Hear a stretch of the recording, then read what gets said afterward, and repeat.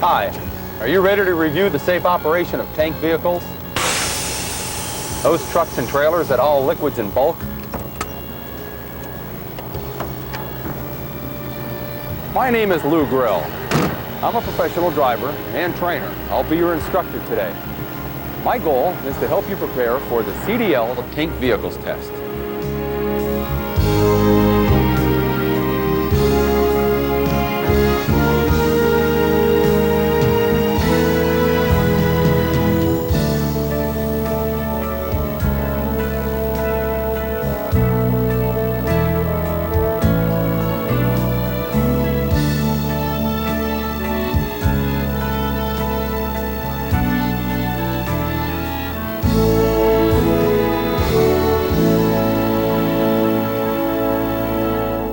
Welcome to the video review of the CDL Tank Vehicles Test. You've made a good choice in choosing this video for your review. Under our national CDL rules, a tank vehicle is a truck or trailer that hauls liquids in bulk. The term liquids in bulk includes liquefied gas. The tank vehicle can be a straight truck with a permanent tank. It can be a trailer with a portable tank. It can be a trailer that is a tank. The key rule for CDL purposes is that the trailer or portable tank must carry 1,000 gallons or more.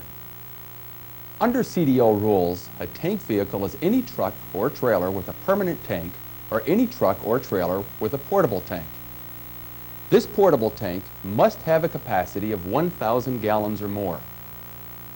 For instance, here are examples of some tank trailers with permanent tanks.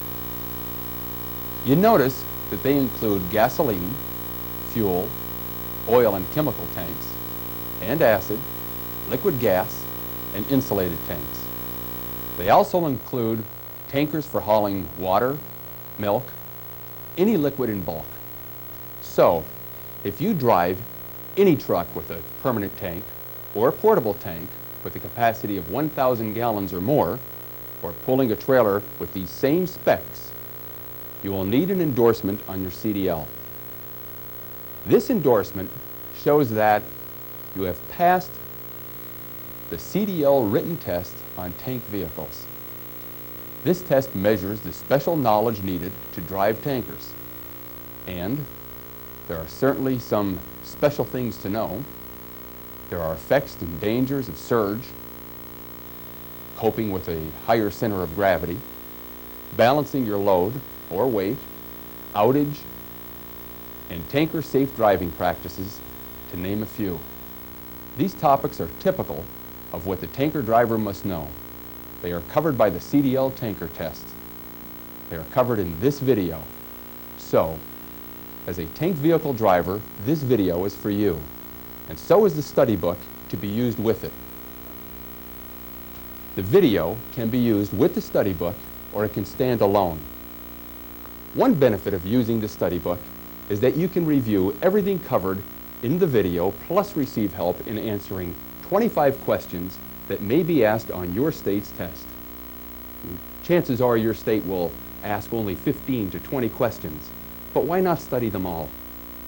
Plus, this gives you a good review of all the safe driving practices important to you. Now, here are some review strategies for using the video most effectively. 1. View the video part by part. The video is divided into parts to help you do this. Don't try to cover too much in one session. 2. Work along with me. 3. Read each question and its 3 answer choices carefully. 4. Stop your VCR and try to answer the question yourself first before you let me answer it. 5. At the end of each part, stop the video and review in your study book the questions covered. It contains more review questions to study. Before we start, let's review what we are trying to do. The purpose of the video and the study book is to improve your preparation for passing the test. To do this, we will be reviewing 13 safety concepts and practice a test question or two about each one of them. For more preparation, follow along with the study book and its illustrated review of 25 test questions. You'll benefit, and I'll achieve my goal. Fair enough? Let's get started with part 1 of our review of test questions. Here's the concepts we'll cover. They are arranged in the same order in your study book. Let's start. Our first question is about the higher center of gravity of tankers. The fill-in-the-blank question says, hauling liquids in tankers requires special care for 2 reasons. One reason is the blank center of gravity. A, flat, B, wide, or C, high.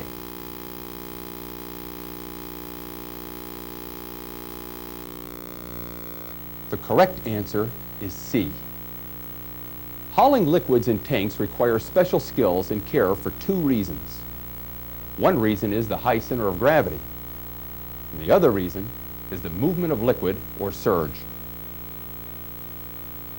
A high center of gravity means that much of the load's weight is carried high off the road.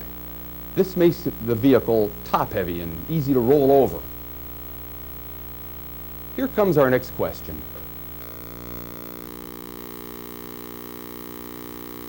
A high center of gravity means the tanker is top-heavy and easy to A, load, B, roll over, or C, stop.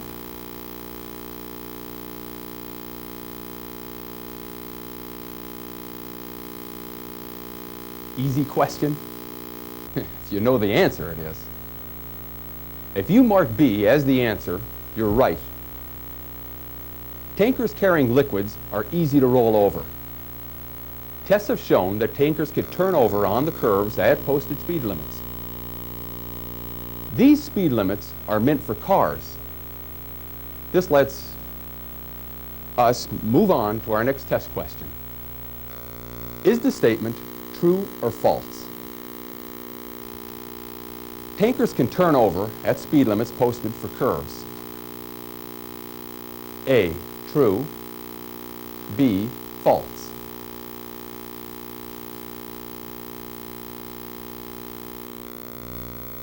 Answer A is true, and it's correct. Take highway curves and on-ramp, off-ramp curves well below the posted speed. Tests have shown that trucks with a high center of gravity can roll over at the posted speed limit for a curve. A tanker is such a vehicle. Next is a question about liquid movement in the tank. Hauling liquids in tank vehicles requires special care for 2 reasons. One reason is the A, movement of the liquid, B, extreme weight of the load, or C, uneven expansion of liquids.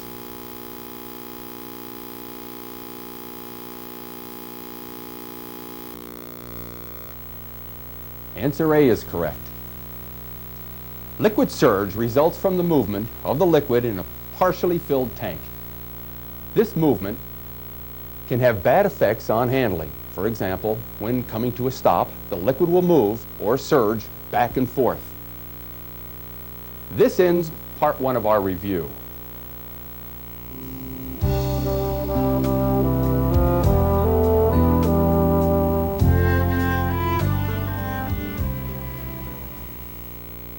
Here are the safety items we will cover next. Danger of surge. Side-to-side surge. Bulkhead. Distributed weight.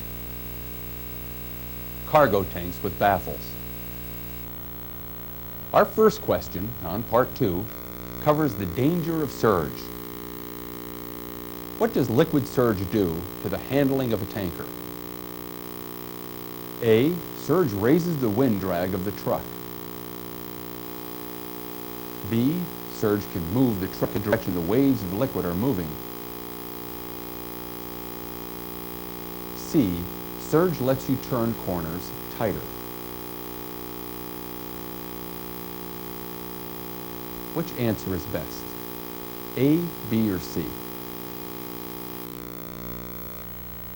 Answer B is right. Liquid in partially filled tanks will surge back and forth during a stop. It will cause side-to-side surge during a sharp turn. The wave of liquid tends to push the truck in the direction the wave is moving as it hits the end or the side of the tank. If the truck is on slippery surface like ice, the wave can shove a stopping truck out into the intersection. Liquid in a tank can move or surge forward and backwards and side to side. Our next question deals with side-to-side surge. Side-to-side surge can cause A. Suspension system failure, B. Speeding, C. A rollover.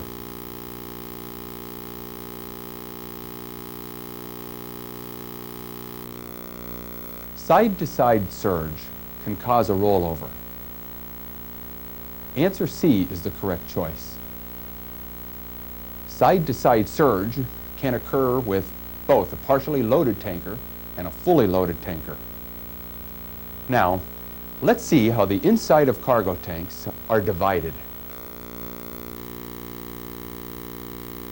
Liquid-tight separators between compartments inside a tank are called A. Bulkheads, B. Baffles, or C. Barriers.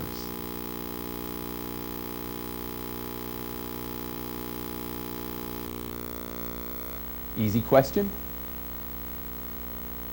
The correct answer is A. Bulkheads. Some large tanks are divided into several smaller tanks by bulkheads. Bulkheads form compartments inside the tank. Each compartment is a small tank. These bulkheads are liquid-tight separators. This means that liquid cannot flow from one section of the tank to another. This also means you must be concerned about the distribution of weight.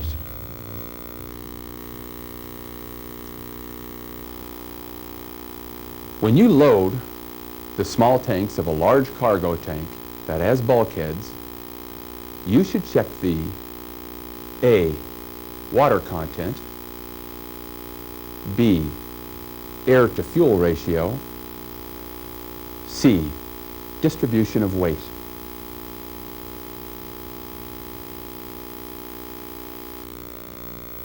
Answer C is the right choice. When loading and unloading the smaller tanks, you must pay attention to the distribution of weight. This means you should not put more weight on the front of the vehicle than you put on the rear of the vehicle. Keep the load balanced. As a pro, you know that you must pay attention to the weight of your load. You know where the weight is centered. You know if the load is balanced. You check your weight distribution during the unloading as well as loading. You know this is important when driving a tanker with bulkheads. This leads to the question of a cargo tank with baffles. Separators with openings or holes in them that are between compartments in a tank are called A. Bulkheads, B. Baffles, or C, barriers?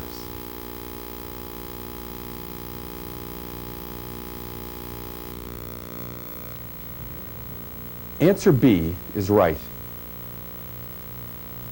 Separators that are liquid tight are called bulkheads. If the separators have holes, they are called baffles. Baffles let liquid flow through. The baffles help control forward and backward surge by breaking up the movement of the liquid. Now our next question asks, how does a truck that has a cargo tank with baffles handle on the road? A, the truck will seem heavier than it really is.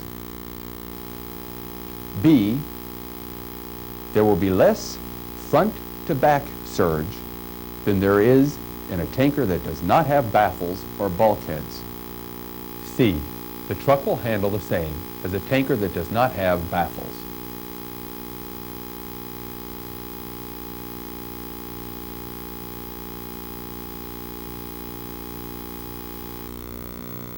Answer B is the best choice. Baffles help slow and control only the forward and backward liquid surge. This gives us the answer to another CDL question. A tank that has baffles and is carrying liquids can still have what kind of surge?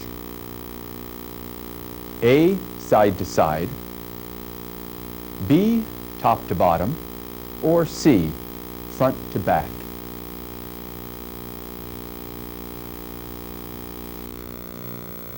Answer A. Side-to-side surge is correct.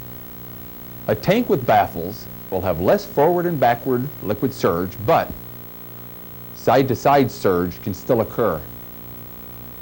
This side-to-side surge can cause a rollover. That is why the tanker driver takes curves carefully and makes sharp turns with caution. This applies to both partially and fully loaded liquid tankers. This ends our review of Part 2. You may want to review your study book at this point.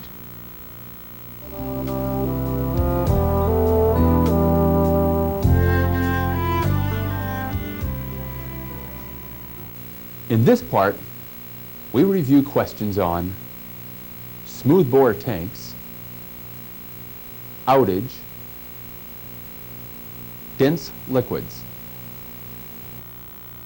We lead off this part with 3 questions relating to smoothbore tanks. A smoothbore tank has no bulkheads or baffles. This point will help you with the question coming up next. Is this statement true or false? Smoothbore tanks have nothing inside to slow down the flow of liquid. A, true. B, false.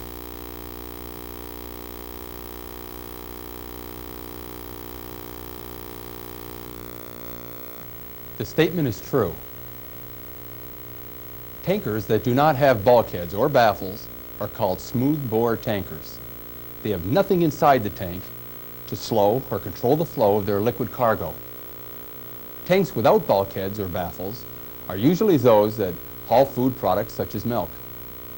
Sanitation rules forbid the use of baffles in food tanks because they make cleaning the inside of the tank difficult. Next question. Forward to back surge is strongest in tanks with A, baffles, B, bulkheads, C, a smooth bore.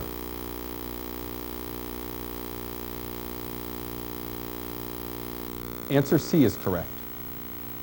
Smoothbore tanks have nothing inside them to slow down the flow of the liquid. Front to back surge can be very strong.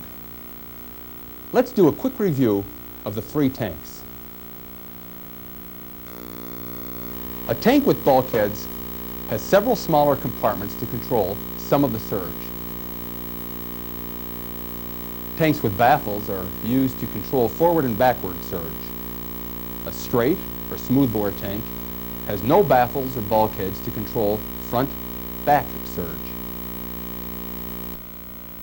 Surge is a factor with a liquid cargo. It is more of a factor with a smoothbore tank. Therefore, you should be very careful when driving smoothbore tankers, especially when you are A, going uphill or downhill, B, starting or stopping, or C, driving against the wind.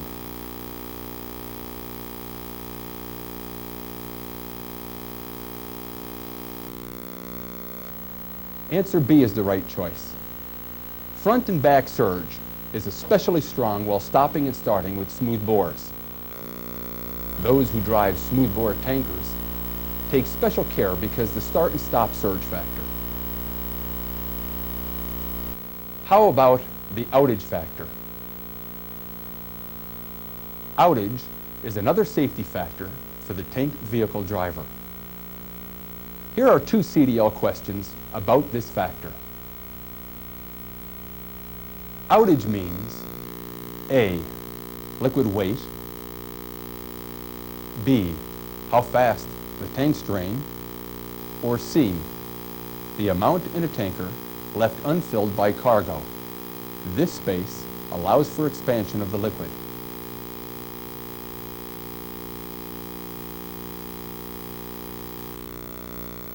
Answer C is right. Never load a cargo tank completely full without considering the outage factors. Liquids can expand, especially as they warm up. You must leave room for the expanding liquid. This space is called outage. Cargo tanks used for hauling hazardous materials are required to have a minimum outage, or free space, to permit expansion. The amount of outage required will vary for the different types of liquids. The Tank Vehicle Test Study Book discusses these outage requirements. However, the CDL test will probably not ask you to remember these requirements. You should know the outage needed for the liquids you carry because A, some of the heaviest liquids do not need any outage. B, tank baffles are not always legal with outage. Or C, some liquids expand more than others when they get warm.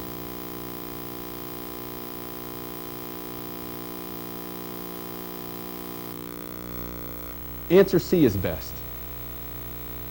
Because each liquid expands by a different amount, the outage required will be different for each product.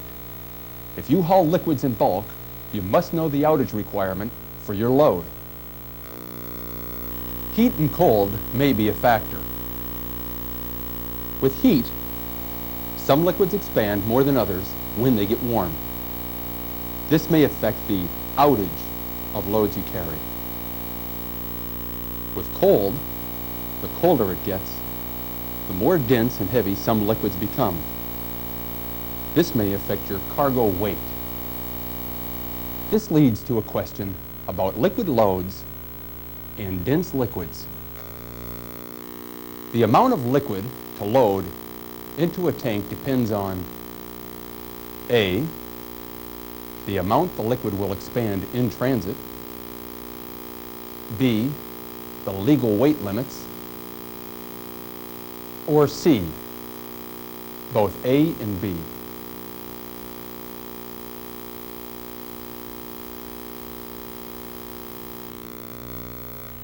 The correct answer is C, because both A and B are correct.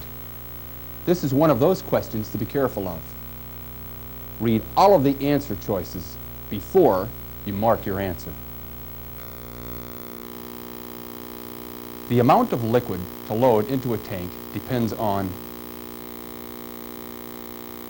the amount the liquid will expand in transit, the weight of the liquid, legal weight limits. A full tank of dense liquid, such as some acids, may exceed legal weight limits. And for that reason, you may often only partially fill tanks with heavy liquids. This completes part 3 of the video.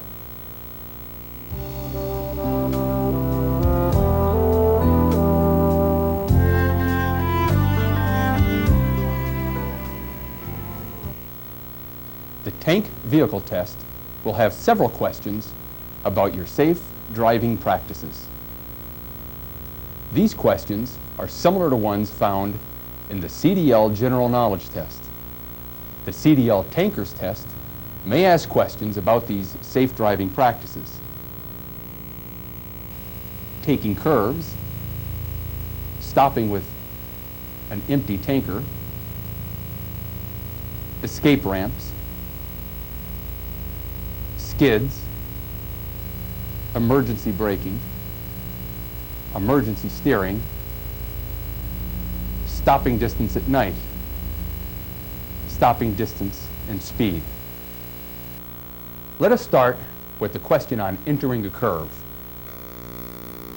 The best way to take a curve with a tanker is to slow to a safe speed before entering the curve and then blank as you go through it. A, speed up slightly. B, brake lightly. C, downshift twice.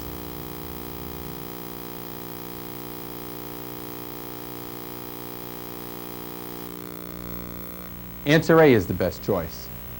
Slow to a safe speed before you enter the curve. Then speed up just a little as you're in the curve. Do not ever go faster than the posted speed limit for the curve. Your liquid cargo surges from side to side.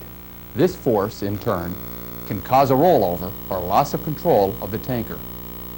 It is always better to drive slower than the posted speed. Empty tankers. A, stop quicker when only the emergency or parking brake is used. B, have better traction when stopping than full tankers. C, need longer stopping distances than full tankers.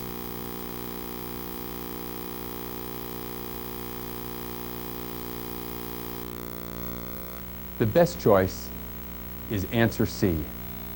Empty tankers and trucks need greater stopping distance because an empty vehicle has less traction. The brakes, tires, springs, and shock absorbers on heavy vehicles are designed to work best when the vehicle is fully loaded. Next is a question about escape ramps. When should the driver of a tanker that has lost its brakes use a truck escape ramp? A, when the tank has baffles.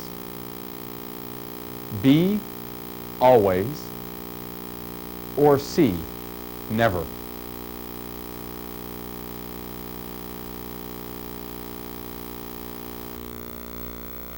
Answer B is best. Truck escape ramps are made to stop runaway vehicles safely. Know the escape ramp locations on your route. Next, a skid question. You are driving a tank truck and the front wheels begin to skid. Which of these is most likely to occur? A, you will continue in a straight line and keep moving forward no matter how you steer. B, liquid surge will pull the tank from the truck. Or C, the truck will roll over.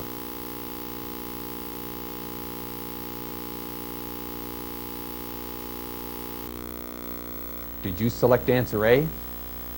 It's the correct one. In a front wheel skid, the front end tends to go in a straight line in spite of how much you turn the steering wheel. A front wheel skid can occur on a very slippery surface. You may not be able to steer around a curve or turn when the front wheels lose their grip. This brings up a question about emergency braking. An emergency forces you to stop your tanker quickly or crash. You should A, lock the brakes by pushing the brake pedal and keep them locked. B, use only the emergency brakes. C, use controlled or stab braking.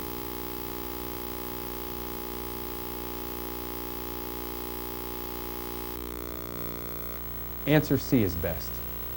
You should brake in a way that will keep your tanker moving in a straight line and allow you to turn if needed. You can use the controlled braking method or stab braking method. Controlled braking. With this method, put on the brakes as hard as you can without locking the wheels. Keep the steering wheel movements small while you're doing this. With stab braking, apply the brakes all the way. Release the brakes when the wheels start to lock. As soon as the wheels start rolling, apply the brakes fully again. Repeat these steps as many times as you need to. Next, we have emergency steering. Which of these statements about emergency steering and tankers is true? A, a tanker is easier to countersteer than most vehicles. B, when making a quick steering movement, do not put on the brakes. C, you should wrap your thumb around the steering wheel before starting a quick steering movement.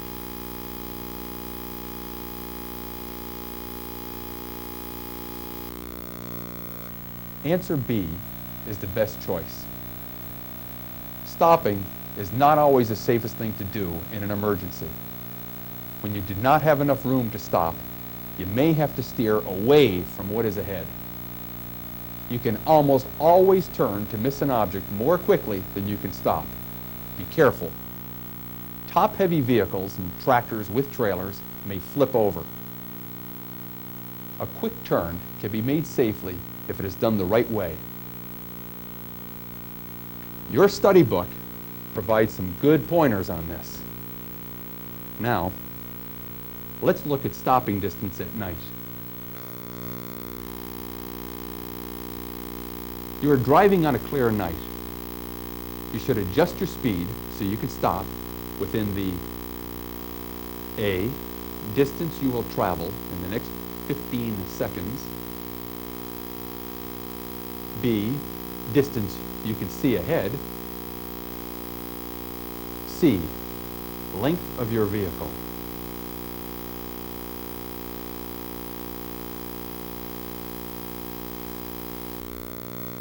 Did you select answer B?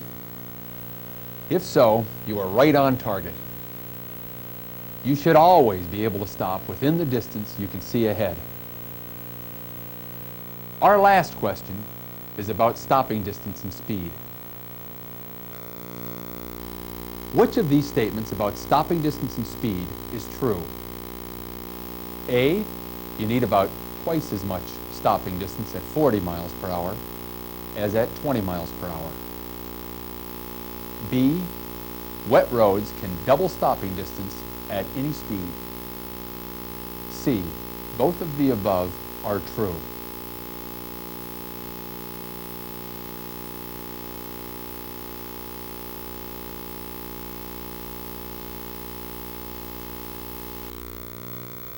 This question contains some tricky answers, so make sure you read the answers carefully. Answer B is the best choice.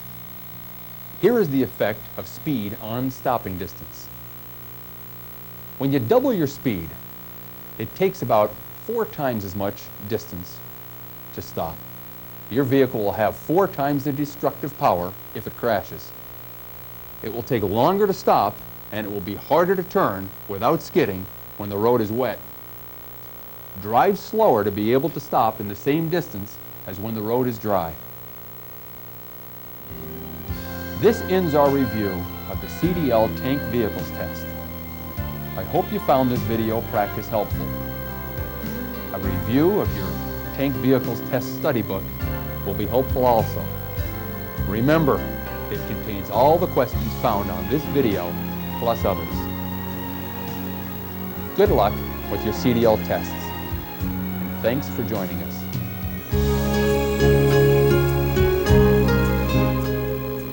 I'm Ed Kenniston, President of the Professional Truck Driver Institute of America.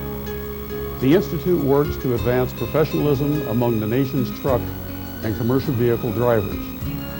This video is a good example of the special training required of professional drivers. If you are one of America's 6 million commercial drivers, we salute you and wish you success in your CDL preparation.